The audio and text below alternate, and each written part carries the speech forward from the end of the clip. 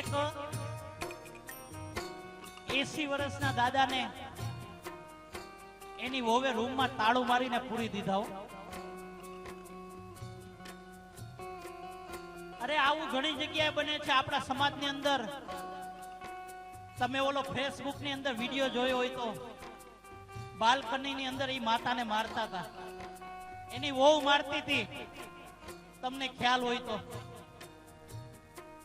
ઈ માતાને અમારા મધુબેન ખેની છે ને વૃદ્ધાશ્રમમાં એને આશરો આપવામાં આવ્યો છે.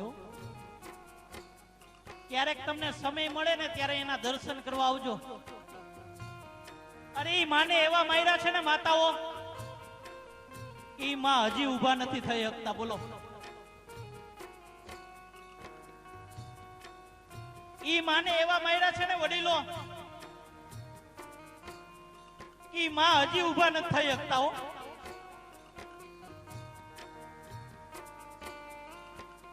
પણ માનો સ્વભાવ કેવો હોય? પોલીસ આવી ને બધું પૂછ્યું ને કે માં તમારે દીકરા છે? તો કે હા. તો તમને આવું કેમ કર્યું? કે અમારા કર્મો. કે તમારી એની ઉપર કઈ કેસની કાર્યવાહી કરવી છે માં? પણ માનો સ્વભાવ કેવો છે એ તો જુઓ. કે નહીં ભાઈ, મારે કાંઈ કરવું નથી એની ઉપર. અરે હજી એમ કે મારે મારા દીકરાનું મોઢું જોવું છે બાપ.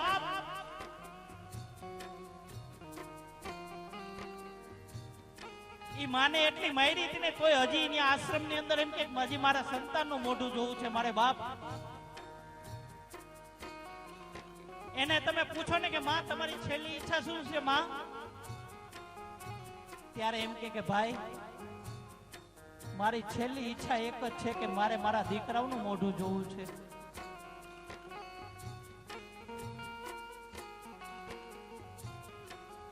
हर मौसम बदलते हैं दुनिया के रंग देखकर.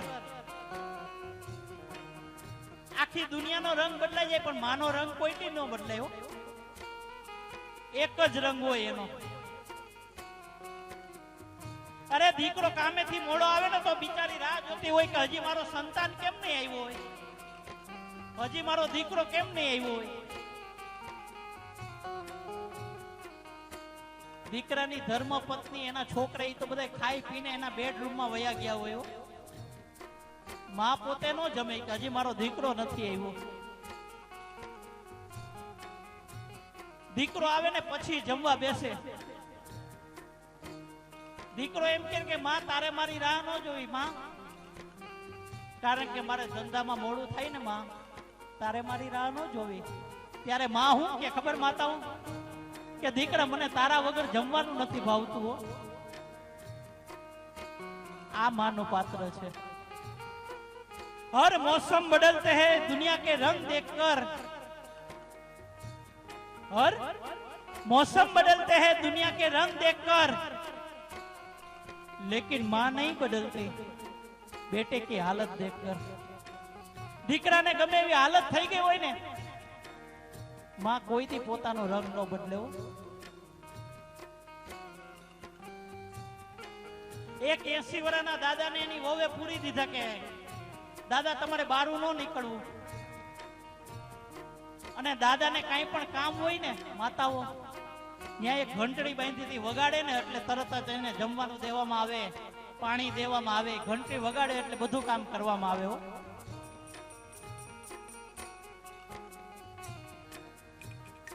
પણ એક દી ના સમયે એનો દીકરો એ ઘંટી છોડી લીધી રમતો હતો. એટલે એના પપ્પાએ જોયું કે તું આ ઘંટડી ક્યાંથી લઈ આવ્યો દીકરા? બેટા તું આ ઘંટડી ક્યાંથી લઈ આવ્યો? કે પપ્પા દાદાની રૂમમાં બાંધી હતી ને એ મેં ઘંટડી છોડી લીધી નું વગાડવી છે મારે. ઈ કે પણ દીકરા દાદાને કઈક જોતું હશે તો ઈ કેમ કહે? ત્યારે દીકરાએ બહુ જવાબ સારો આપ્યો કે પપ્પા આપણા ઘરના રીતિ રિવાજ મને બધી જ ખબર પડી ગઈ છે કે આપણે ઘરમાં ગઈઢા થાય પછી હું કરવું. આનો આ સંતાન જેવું જોશે ને એવું કરશે.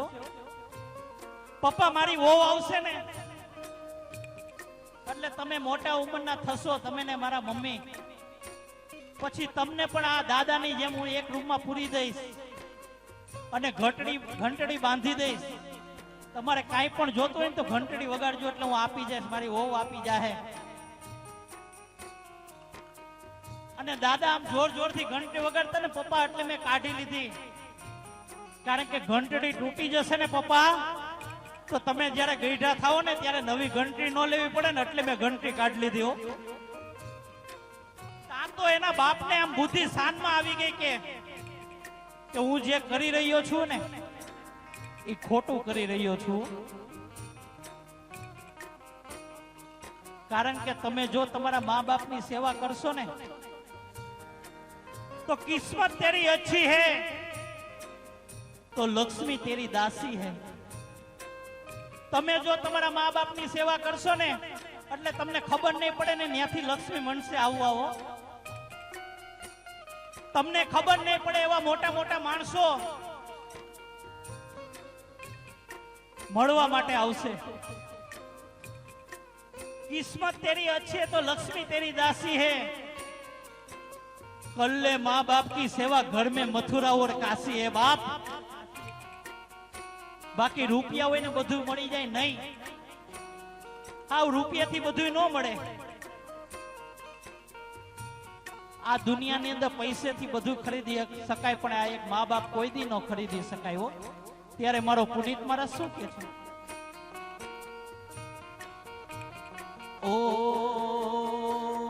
ધન ખર્ચતા મળશે બધું, માતા પિતા મળશે નહીં. માતા પિતા મળશે નહીં. માતા પિતા મળશે નહીં. ધન ખર્ચતા મળશે બધું, માતા પિતા મળશે નહીં. પલ પલ પુનિતના ચરણની, પલ પલ પુનિતના ચરણની એ ચાહના ભૂલશો નહીં. ભૂલો ભલે બીજું બધું, મા બાપને ભૂલશો નહીં. અગણિત છે ઉપકાર એના, એ હવી સરશો નહીં. ભૂલો ભલે બીજું બધું, મા બાપને ભૂલશો નહીં. અગણિત છે ઉપકાર એના, તે હવી સરશો નહીં. મા બાપને ભૂલશો નહીં. મા બાપને ભૂલશો નહીં. એને આ દુનિયાના દર્શન કરાવ્યા ને એ પણ એવા આપણા મા બાપને બે હાથ ઊંચા કરીને આપણે જય ઘોષ કરી લઈએ. ત્યારે બોલીએ अपने अपने मात पिता की, સદગુરુ ભગવાન કી. પણ 15-20 મિનિટનો મને ટાઈમ આપજો.